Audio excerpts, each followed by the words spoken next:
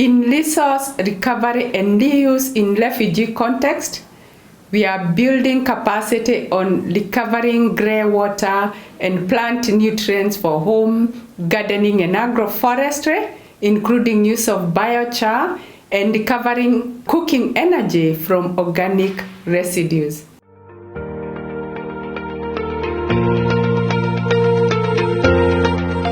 Kitu cha kwanza inatokanga kwa mfereji, watu wanashota maji, alafu maji naingia kwa shimo yenye nilichimba, alafu nachukua hiyo maji uchafu mahali nilichimba na ileta na imwanga kwa mboga. Kuhusu hiyo manyoa, nawekanga hiyo mavi ya mbuzi na uchafu zingine kama mifupa hivi, nyasi na makaa, na iwekelea kwa shamba. Vile sijaanza hiyo, nimekuwa tu na mwaga. Nilikuwa sijui kama unaweza mwagia kwa shamba. Nimekuwa tu na mwaga tu chini naenda. Tumebadilisha maisha ya mboga. Kama na ukienda kubeba makuni huko, huwezi kumbuka kununua mboga. Unakuja unachuna hapa kidogo, ni watoto wakulia ugali. Njoo nimejaa pia yemea kwa rofi. Soi kwa yoda bakwa. Hiyo yote ya kwa tendo kula kwa utong. Ajendo benonga gobo nyurka tu. Anyok meja wega benyo pia. Wega cha pia cha meja yudwam.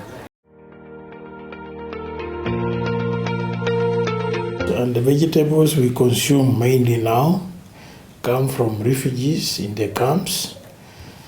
We no longer solely depend on what comes from Trans Nzoia, Bungoma and Uasin Gishu.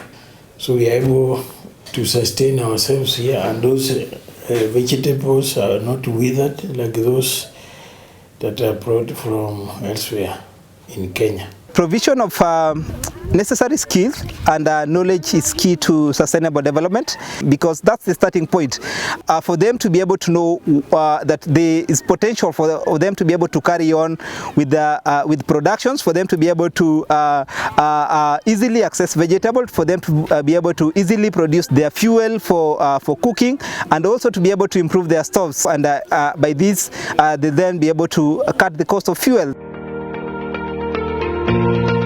Kuna ugonjwa tofauti inatibianga watu, na inanisaidianga kupata hewa, inanisaidianga nikikaa chini, inanisaidianga kwa kivuli, na imwangilia maji kila time ili iendelee kuwa kubwa. Na kuna mamiti aina nyingi ambaye ya maembe na machungwa tumeanza kupanda hapa, na ndizi ndio hizi tumeanza kupanda hapa hivi.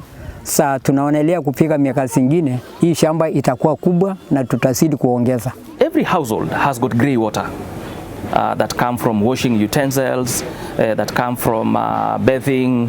That water can be used to support the kitchen gardening. Access to vegetables is access to essential nutrition. There is a lot of knowledge required. There is a lot of skills required. So these innovations are good, but there is need to continue increasing them.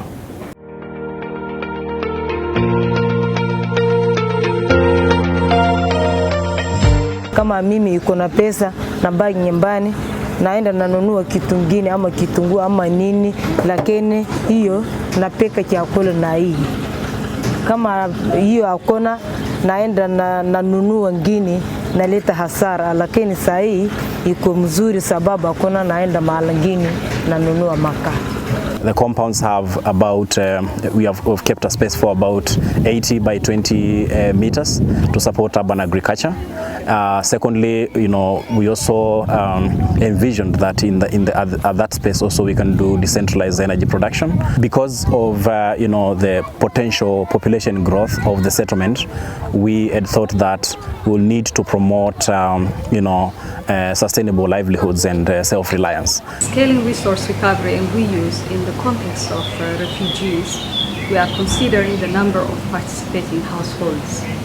That is, for example, as opposed to the size of kitchen gardens or home gardens, we are considering the number of households who are participating in the capacity building activities and who are also adapting and benefiting from these innovations. Turkana County in Kenya hosts over 230,000 refugees, which are generously welcomed by the host community. This region has suffered extremely from drought and lack of water in the past years. In order to provide for livelihoods and nutrition of these populations, we need projects that focus on resource recovery and reuse of available resources.